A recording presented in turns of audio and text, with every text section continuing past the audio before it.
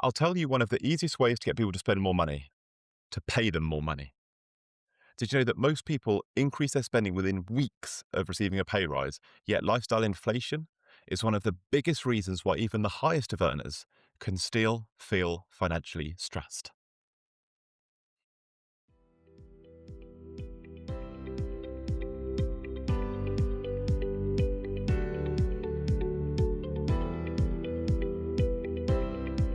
So let me ask you something. When you last got a pay rise, what changed?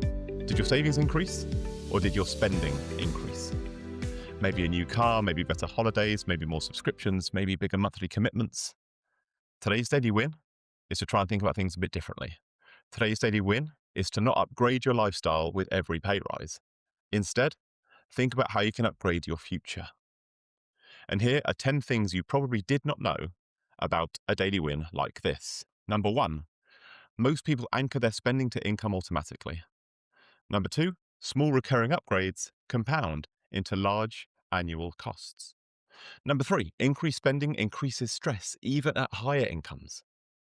Number four, lifestyle creep reduces long-term investing capacity. Number five, financial freedom is built through margin, not income alone. Six, delayed gratification strengthens discipline. Number seven, fixed expenses are harder to reduce than one-off purchases. Number seven, high earners often feel just as financially stretched as low earners. Number nine, savings rate matters much more than salary size. And number 10, stability creates optionality. You see, earning more doesn't automatically create wealth. Keeping more is what creates wealth. Which brings me on to my Would You Rather segment, where I outline a series of daily wins versus daily drifts to do with this tip. And I want you to have a think about which one of these sounds like you and which one of these would you want to be doing. So, number one, would you rather look wealthier or quietly become wealthier? Would you rather increase your savings rate or increase the amount of fixed expenses that you have? Would you rather build freedom quietly or would you rather impress people temporarily? Would you rather feel secure or feel stretched at a higher income? Have a think about these. Which direction are your current habits reinforcing? The wins or the drifts? And don't worry, because you're not alone. Common sense doesn't always equal common action with things like this. And there is a reason why highly intelligent, driven people often fall into lifestyle inflation, because it feels deserved. You work hard, you earn the increase, and social comparison then also reinforces it. We see other people upgrading certain bits of their life, their cars, their homes, their holidays, and it feels normal.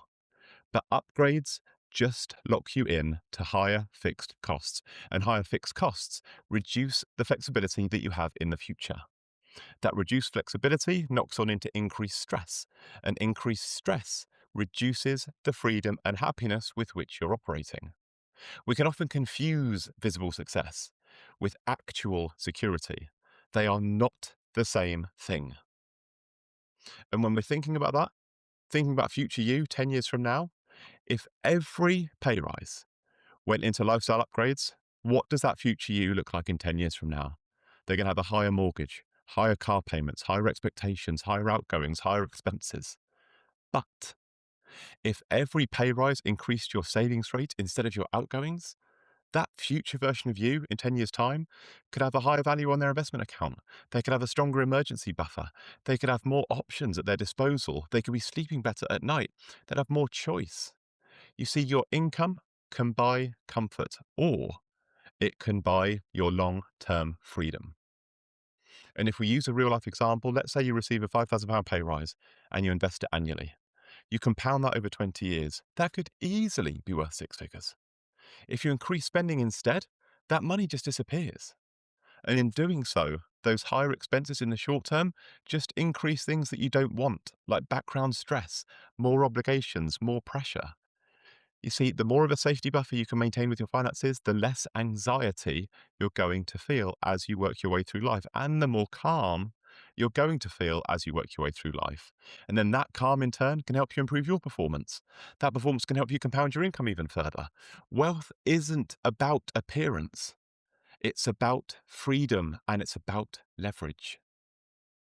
And if you want a tiny upgrade to help you implement this in your real life right now, when you receive a pay rise, just automatically increase your savings or your investment contributions before you do anything else with it.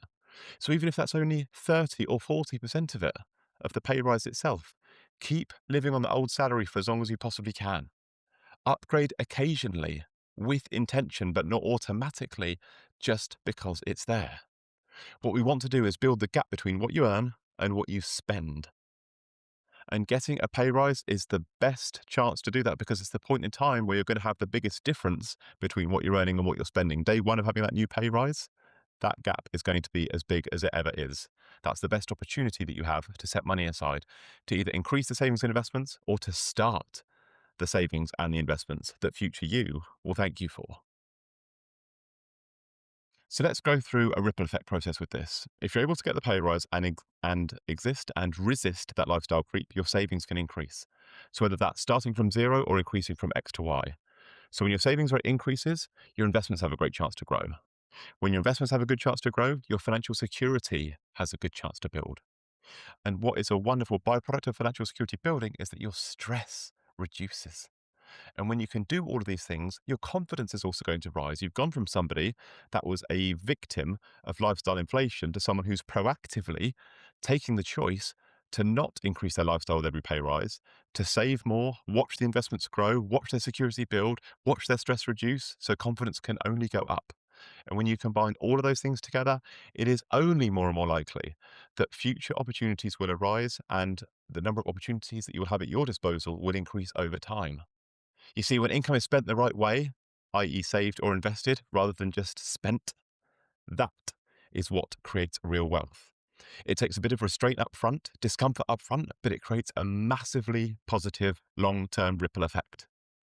And as far as your health, wealth, and happiness are concerned from a health perspective, financial security, as we know, reduces chronic stress. It lowers cortisol. It supports your cardiovascular health and your mental health. From a wealth perspective, maintaining lifestyle stability whilst increasing your income can dramatically accelerate wealth accumulation. Compounding only works if money is left invested for long enough. So do your bit, put the money there, then let time take care of the rest for you.